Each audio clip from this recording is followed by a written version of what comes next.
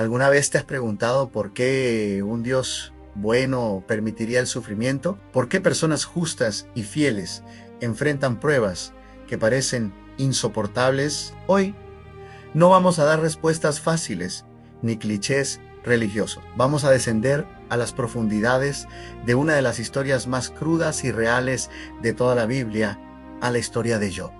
Un hombre que lo tenía todo y en un abrir y cerrar de ojos lo perdió todo. Prepárate, porque lo que descubriremos juntos podría cambiar para siempre tu forma de ver el dolor, el propósito y a Dios mismo. Imagina por un momento a Job, un hombre descrito como perfecto, recto, temeroso de Dios y apartado del mal. Tenía una familia hermosa, una riqueza inmensa, una reputación intachable. Su vida era, en apariencia, la bendición personificada, pero en el reino invisible se estaba gestando una prueba de proporciones cósmicas. Una conversación entre Dios y Satanás pondría la fe de Job en el centro del universo. El acusador plantea una pregunta venenosa.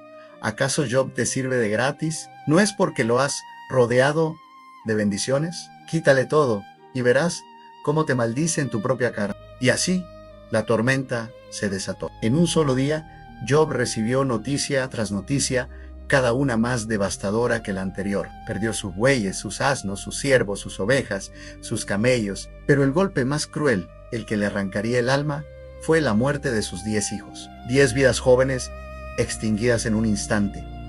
¿Puedes imaginar ese dolor? El hombre que lo tenía todo, ahora no tenía nada. Se rasgó las vestiduras, se rasuró la cabeza y cayó al suelo. Pero en medio de esa agonía insondable, sus primeras palabras no fueron de maldición, sino de adoración al desnudo.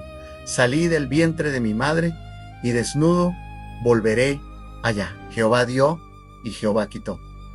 Sea el nombre de Jehová bendito. La prueba, sin embargo, no había terminado. Satanás argumentó que Job aún conservaba su propia salud. Piel por piel dijo, todo lo que el hombre tiene dará por su vida. Pero extiende ahora tu mano y toca su hueso y su carne, y verás si no blasfema contra ti en tu misma presencia. Y Dios lo permitió. Job fue herido con una sarna maligna desde la planta del pie hasta la coronilla de la cabeza. Se sentaba en medio de ceniza, rascándose con un trozo de teja, su cuerpo una masa de dolor y llagas. Incluso su esposa, desesperada, le dijo, ¿aún retienes tu integridad? Maldice a Dios y muérete. Pero Job se mantuvo firme, se negó a pecar con sus labios. Y es aquí, en este punto de quiebre, donde comienza el verdadero viaje. Aparecen sus 3 amigos en Elifaz, Bildad y Zofar al principio. Su reacción es la correcta. Se sientan con él en silencio durante 7 días y 7 noches, compartiendo su dolor sin decir una palabra. A veces, la simple presencia es el mayor consuelo, pero cuando el silencio se rompe, todo cambia. Job finalmente desata su lamento. No maldice a Dios, pero maldice el día en que nació. Expresa un dolor tan profundo, una angustia tan existencial que es casi inconfortable de leer. ¿Por qué no morí yo en la matriz o expiré al salir del vientre? Clama, es el grito honesto de un alma quebrantada. Y es entonces cuando sus amigos, con las mejores intenciones, comienzan a hablar. Pero sus palabras, en lugar de consolar, se convierten en sal sobre la herida. Intentan aplicar una teología simple a una situación compleja. Su lógica era básica en Dios es justo. Los justos son bendecidos y los malvados son castigados. Si tú, Job, estás sufriendo de esta manera tan terrible, debe ser porque has pecado. Confiesa tu pecado oculto, arrepiéntete y Dios te restaurará. Suena lógico, ¿verdad?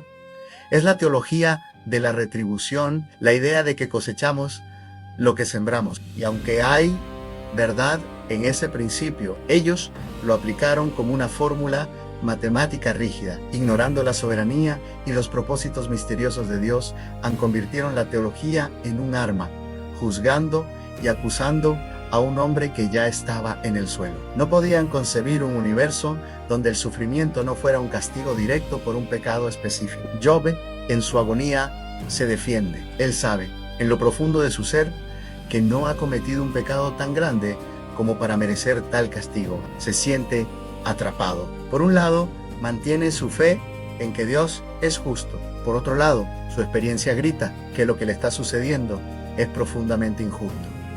Se debate, argumenta, cuestiona. ¿Por qué me has puesto por tu blanco hasta convertirme en una carga para mí mismo? Le pregunta a Dios.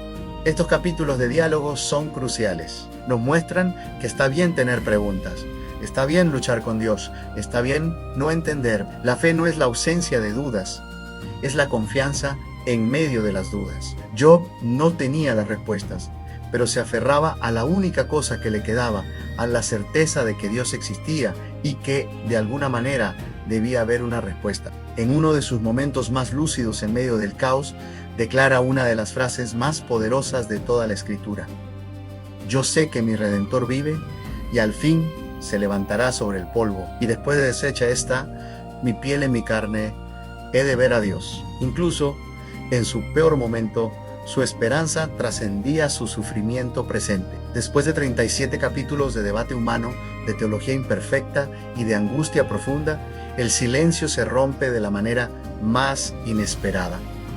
Dios finalmente habla, pero no le da a Job las respuestas que él y sus amigos esperaban. No le explica la conversación celestial con Satanás. No le dice: Job, fue una prueba. En lugar de eso, Dios responde desde un torbellino con una serie de preguntas que ponen a Job y a toda la humanidad en su lugar. ¿Dónde estabas tú cuando yo fundaba la tierra?, pregunta Dios.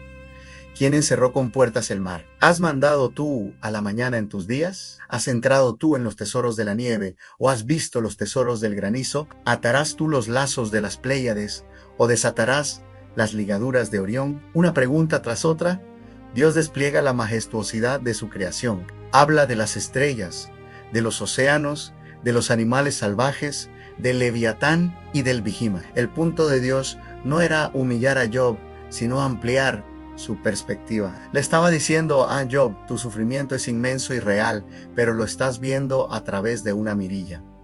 Yo veo el universo entero. Yo sostengo las galaxias en mi mano y al mismo tiempo me preocupo por el gorrión que cae. Tu dolor, por más grande que sea, es parte de un tapiz cósmico mucho más grande y complejo de lo que jamás podrás comprender. Dios no le dio a Job una explicación, le dio una revelación de sí mismo. Y eso fue suficiente. Al encontrarse cara a cara con la grandeza, la soberanía y el poder incomprensible de Dios, las preguntas de Job se desvanecieron. No porque fueran respondidas, sino porque se volvieron irrelevantes frente a la majestuosidad de aquel que las preguntaba. Job responde con humildad: aquí que yo soy vil, ¿qué te responderé? Mi mano pongo sobre mi boca. De oídas te había oído, mas ahora mis ojos te ven. Por tanto me aborrezco y me arrepiento en polvo y ceniza. No se arrepiente de un pecado oculto, sino de su propia soberbia. Al creer que podía entender los caminos de Dios, él se rinde. Acepta que Dios es Dios y él no lo es. Y es en esa rendición donde se encuentra la verdadera victoria. Dios entonces se vuelve a los amigos de Job y los reprende por no haber hablado de él lo recto como su siervo. Job es increíble. Job, en su honestidad brutal y sus preguntas desesperadas, estuvo más cerca de la verdad que sus amigos con su teología pulcra y ordenada. Dios prefiere nuestra lucha honesta a nuestra piedad falsa. Finalmente viene la restauración. Y quitó Jehová la aflicción de Job cuando él hubo orado por sus amigos, y aumentó al doble todas las cosas que habían sido de Job. Le dio el doble de ovejas, camellos, bueyes y asnas. Y le dio otros 10 hijos.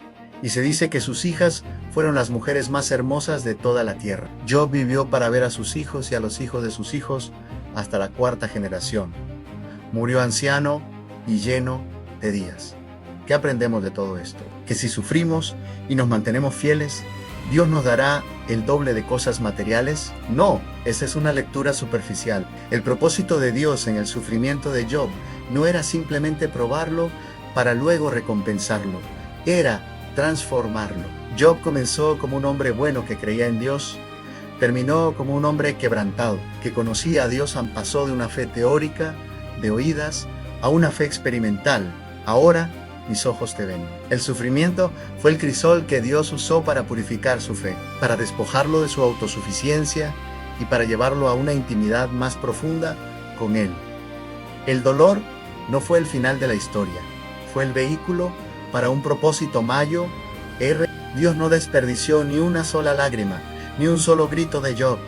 Todo fue tejido en un tapiz que reveló su gloria y transformó a su siervo para siempre. Quizás hoy te encuentres en tu propio valle de ceniza. Quizás has perdido algo o a alguien invaluable. Quizás tu cuerpo duele, tus finanzas se desmoronan o tu corazón está roto.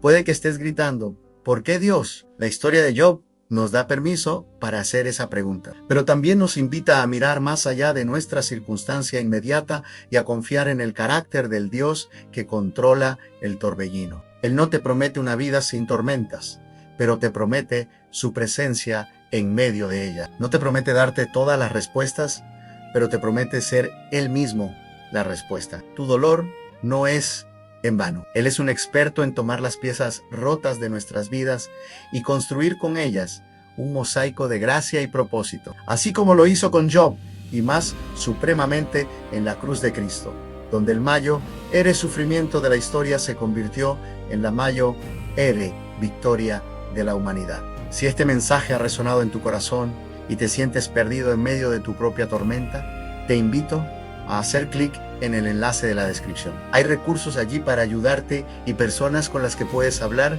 No estás solo. Gracias por acompañarnos en este viaje profundo. Si quieres explorar más sobre cómo encontrar a Dios en los lugares más oscuros, asegúrate de suscribirte a nuestro canal y activar la campanita de notificaciones. Déjanos un comentario abajo compartiendo cómo la historia de Job te ha hablado hoy.